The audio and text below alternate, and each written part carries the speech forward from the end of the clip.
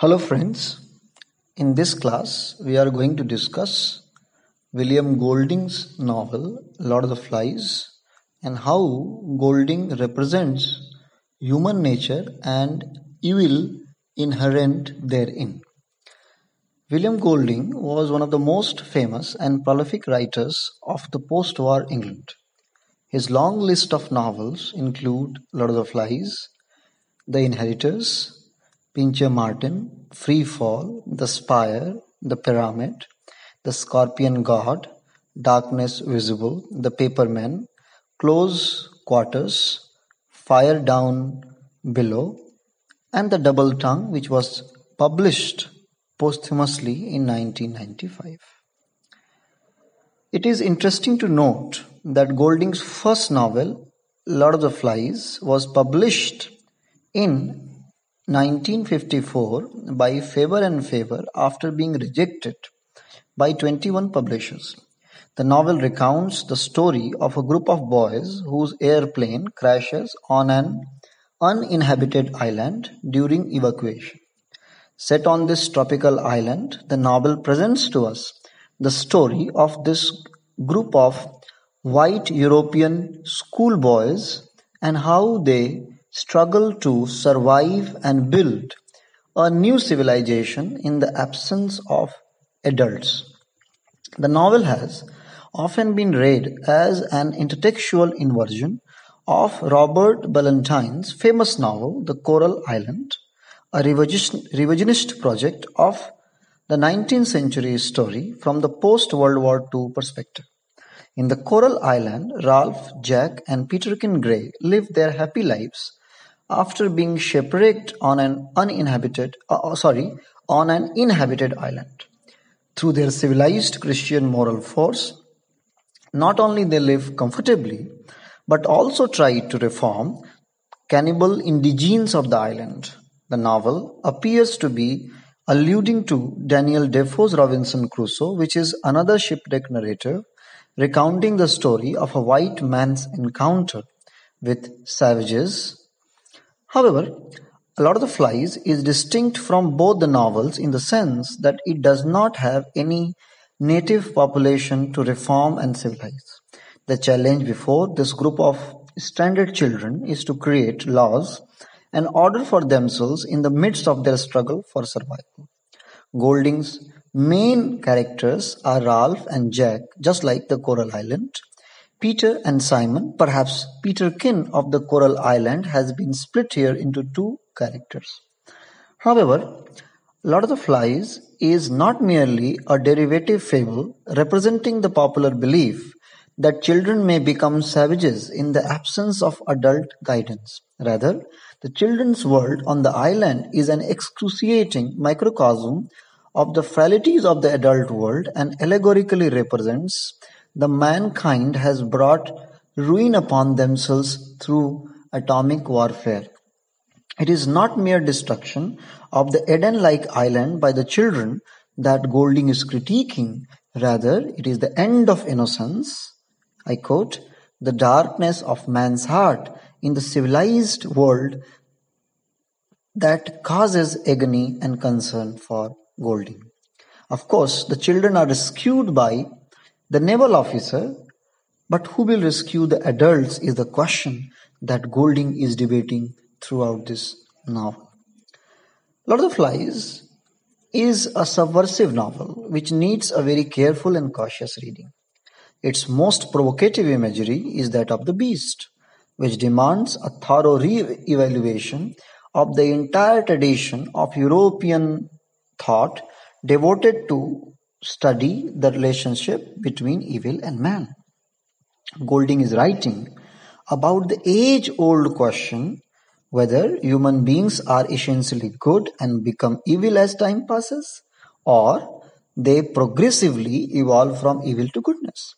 Since the novel is the story of an originally good-natured children transformed into perverted savages to pursue their diabolical idea of freedom, which is to destroy the possibility of any authentic happiness.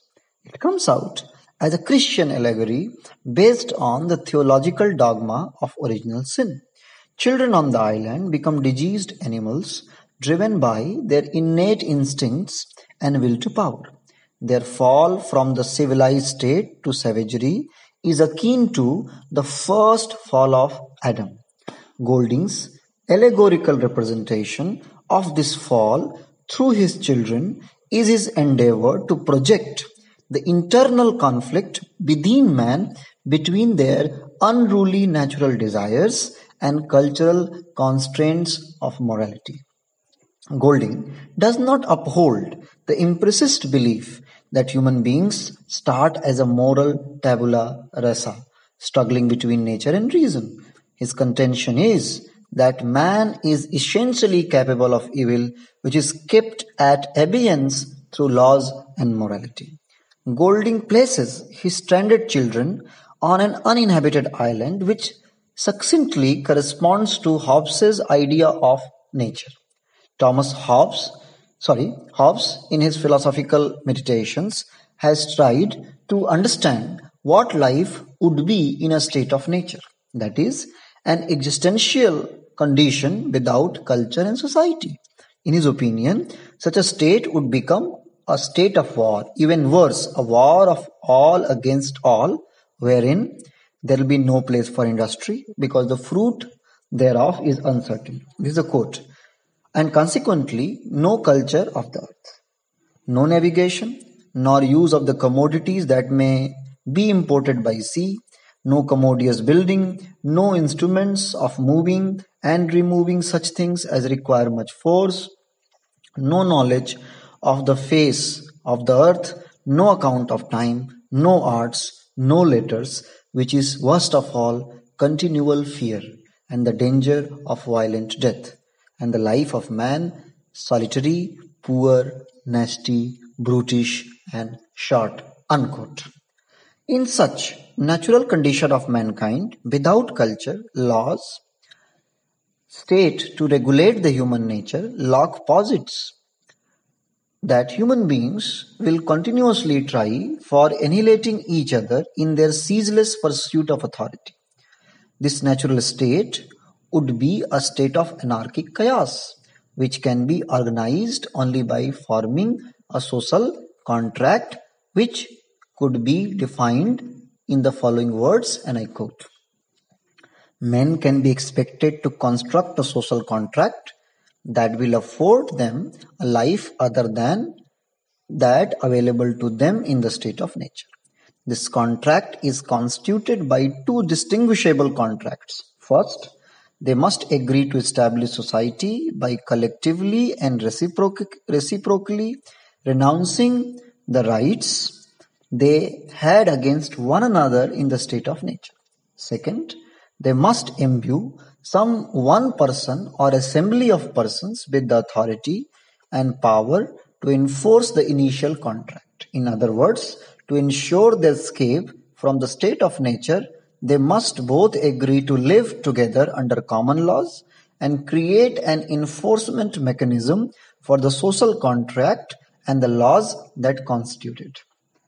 In Lord of the Flies, Golding abandons his children to a similar return to the state of nature. Golding's children are without culture on the island, and their responsibility is to evolve an altogether new civilization in the process of their survival. Initially, the model they choose is a Hobbesian model of social contract in which they consent to constitute a society of children and choose Ralph as their leader. These two aforementioned acts denote the progression from pre-political state of nature to a rational social order. They understand that only a collective socialized state could save them from an imminent death. Their decision of forming a society is a self-interested rational act for self-preservation of their lives, liberty, and well-being. However, the sovereign authority of Raoul is soon to be loosened due to his own weak nature and Jack's fierce resistance to his authority. And the little commonwealth of small children is going to dissolve or rather devolve into a degenerate state of nature. Jack and his squire relapse and relax into bestiality, hunting pigs and later hunting fellow children. Golding's philosophical position regarding the state of nature seems to contradict the major philosophical postulates of Rousseau. By first throwing his children in the nearmost state of nature and later showing their unimaginable savagery, Golding appears to be disputing Rousseau, who in his famous work Discourse on the Origins of Inequality contended that the state of nature was a peaceful state, utopian, pre-human ideal of innocence that human society must endeavor to establish in any society setting by overhauling existing social structures. He famously postulated, man was born free and he is everywhere in chains. What Rousseau intended to suggest was that human nature is fundamentally good and is later corrupted owing to socio-economic inequalities. In his hypothetical opinion, man in the state of nature was free from both bureaucratic control and culturally induced artificial needs. Thus, he contends that the mankind's civilizational progress denotes subservience, servitude, loss of innocence, and relapse into evil. Rousseau's natural man, though a philosophical abstraction, offers a significant critique of urbanized industrial man who has been the project, rather an enlightenment project, as the paragon of civilization. Rousseau has classified his natural man into two categories. Ignorant natural man, who inhabits the pre-social animal realm of instincts, endowed only with mechanical cognition and fulfilling his limited biological needs. And second, capable natural man, who is strong, rational, but exempt from the illnesses of civilization. It seems that Rousseau idolizes natural man, who symbolizes pre-social innocence in the state of nature. His projection of natural man is a philosophical critique of urban modernity and its civilizational processes, which, according to Rousseau, denature man to transform him into a civilized man. Rousseau's natural man is good, whole, and free, in contrast to the civilized man who is evil, fractured, and limited. Rousseau has said in his famous work, Emile, and I quote, "The natural man lives for himself. He is the unit, the whole, dependent only on himself and on his like. That citizen is but the numerator of a fraction, whose value depends on its denominator. His value depends upon the whole, that is, on the community. Good social institutions are those best fitted to make a man unnatural, to exchange his independence from dependence, to merge the unit into the group so that he no longer regards himself as one, but as a part of the whole and is conscious of the common life." Rousseau's civilized man is trapped in slavish prejudice, and I quote, "and is born and dies a slave, imprisoned by the repressive slavish institutions." However, Golding's natural boys in Lord of the Flies degenerate into depraved savages in the state of nature. Ralph, on the recommendation of Piggy, intends to create an ethical democracy of children on the island, which might have ensured liberty and individual autonomy to all the children. Ralph's project echoes the tenets of Enlightenment project, which promises every individual self-actualization and self-fulfillment through reason. However, Jack, the antagonist, an agent of evil in the novel, initially agrees to have and obey rules in the society of children. He says, and I quote, "I agree with Ralph. We have got to have rules and obey them. After all, we are not savages. We are English, and the English are best at everything." However, his later transformation into a monstrous child dictator and return to the animal nature is symptomatic of Golding's critique of Rousseau's natural man. Golding is suggesting that the possibility of savagery in natural man cannot be denied, like its presence in the civilized man is too obvious to be ignored. Through his allegorical representation of the terrifying potential of violence in the children to critique the brutality of the atomic war Europe was recovering from, Golding contends that evil, lying latent and dormant in human heart, has potential to disturb and disrupt the veneer of human civilization at any moment. Unfortunately, undoubtedly, Golding is profoundly critical of the Enlightenment faith in the natural goodness of humanity. His man is selfish, self seeking, insecure being whose biological and artificial desires could drive him or her any moment to the path of self destruction and savagery. In Golding's conception, romantic desire for return to nature was merely a philosophical abstraction, an indication of the possibility of regressive reversal from the prophets of civilization.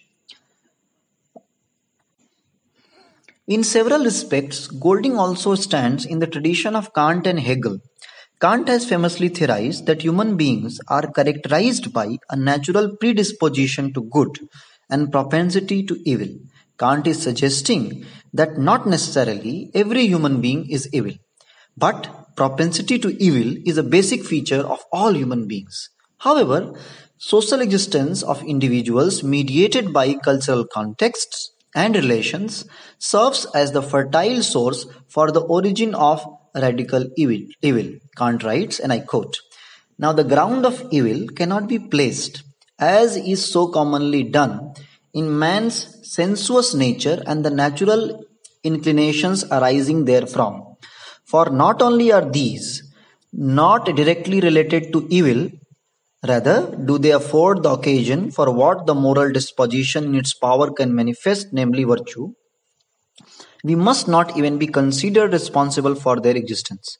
We are accountable, however, for the propensity to evil, which, as it affects the morality of the subject, is to be found in him as a free acting being, and for which it must be possible to hold him accountable as the offender. This too, despite the fact that this propensity is so deeply rooted in the power of choice that we are forced to say that it is to be found in human nature. It must be observed here that Kant expounds the notion of individual responsibility and holds man accountable for his sins or vices and transgression of moral laws, despite proposing the innateness of evil in man. However, Kant demands a moral revolt from humanity to overcome its innate propensity to evil, which immoral tendencies could be easily aggravated in propitious social dynamic. Golding's Jack, initially the robust hunter, instinctively pursues brute power and overthrows Ralph's democratic order in a fascist coup. Through Jack and his Nazi-like gang, Golding is suggesting that radical evil of Kant, that human beings consider to be outside, is within the civilized man. The world is characterized by recurrent inhumanity, and evil is its ever-present feature. Beast, the children fear on the island and want to kill, is within them. And this ethical revelation is shown through the killing or crucifixion of Simon, the Christ-like figure in the novel. Just before the moment when he discovers that beast was merely the dead parachutist, Simon encounters the proper beast, Lord of the Flies, referring to Beelzebub, the chief of devils. Literally, Lord of the Flies is a mutilated pig's head hung on a stick, which was a gift for the beast by the boys. Figuratively, it symbolizes the cruelty, violence, and moral depravity of the children, their regression into savages. The surreal conversation between Simon and Lord of the Flies in the novel is symbolical of that. And I quote, "The Lord of the Flies spoke in the voice of a schoolmaster. This has gone quite far enough. My poor misguided child, do you think you know better than I do?" There was a pause. "I'm warning you, I'm going to get waxy. Do you see? You are not wanted, understand? We are going to have fun on the island, understand? We are going to have fun on this island, so don't try it on my poor misguided boy, or else." Simon found he was looking into a vast mouth. There was blackness within, a blackness that spread, or else said, "Oh, Lord of the Flies, we shall do you." Simon here approximately represents the natural goodness and innocence of man. He recognizes the evil. His discovery has hope of the moral revolt from the children, a faint possibility of their corrective redemption. However, his communal murder at the hands of his friends in the midst of an orgy, orchestrated as the ritualistic slaughter of the beast, has a sinister moral lesson. Golding here echoes what Hegel has aptly summed up about human nature many years before Golding. And I quote, "Well, we all know the theological dogma that man's nature is evil, tainted by what we call original sin. Now, while we accept the dogma, we must give up the setting of incident which represents original sin as consequent upon an act of the first man. For the very notion of spirit is enough to show that man is evil by nature. It is an error to imagine that he could ever be otherwise. As it is evident from the passage that Hegel recognizes the possibility of an absolute moral world is feeble, yet the process of ethical development of mankind is possible only within the framework of acculturation. Because mankind is not at present as it ought to be, it becomes essential that human beings overcome their slavish pursuit of natural instincts and abide by rational principles of reason. In Hegel's opinion, ethical conduct of humanity is possible only through the cultural construction of the ideal of an ethical conscience, which can be realized only through reason and reflection.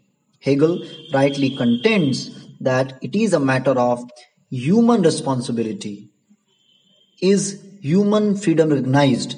It's being posited by humanity itself. Humanity has dignity only through the acceptance of guilt. In Lord of the Flies, Golding illustrates this overcoming the fear of evil, and it could be, he says, it could be actualized through isolated self reflection. Simon, through his exemplary self sacrifice, offers a little hope. His death, accompanied by another killing of Piggy, shows that the darkness of human heart could be cured only through acceptance of guilt. I quote from the text, "Ralph looked at him dumbly. For a moment, he had a fleeting picture of the strange glamour that had once invested the beaches. But the island was scorched up like dead wood. Simon was dead, and Jack had the tears began to flow, and sobs shook him, and infected by that emotion, the other little boys began to shake and sob too. The final moment is a moment of recognition of their crimes for Ralph and other boys. It is a moment of subjective self reflection born out of an anguished experience of guilt. Although the Christian doctrine postulates that mankind is by nature evil, and it is loftier than the other which takes him to be by nature good, Golding suggests that it is only through tears of guilt that mankind could redeem itself and could free itself of evil. Thank you, friends. I would discuss other important aspects of the text in my next audio lecture. Thank you.